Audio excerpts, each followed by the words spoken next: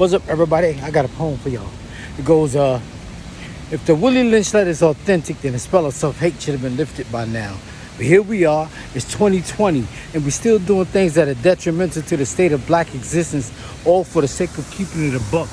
You know, white people, they can fight each other like lions versus leopards, and still find a way to come together at the end of the day and play golf. On the green, men meet under this white umbrella, and they swing iron between their legs like it's their love muscles. And the only objective is to knock this little white ball at the face of the earth, symbolically. It probably started as a smear campaign, then it turned into a game, but now it's a sport. Thinking back, the only truth that I was ever taught in school was math. Everything else was white people's side of the story. That's why history is classified as his story. All the flavor that black people gave this country is always erased, and it makes it look like we fell from the sky and we landed into slavery. And then we jumped up and marched across the Edmund Pettus Bridge for the right to sit on the same toilet seat as white people. That's because racism is a religion in America. Religion is a Ponzi scheme. And one good way to tell you in a bad neighborhood is when you see a lot of churches. There's usually 2 or 3 in one block. The block is always lopsided, and this is precarious in its foundation.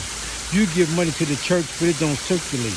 The pastor got a smile that's fake, and everybody in the community is crying broke, but the church is the only institution that's stacking cake. But then again, there are levels to this shit. Think about it. When immigrants go to another country, they do it for a better way of life, right? But if that's the case, then you can't say the same thing about black people.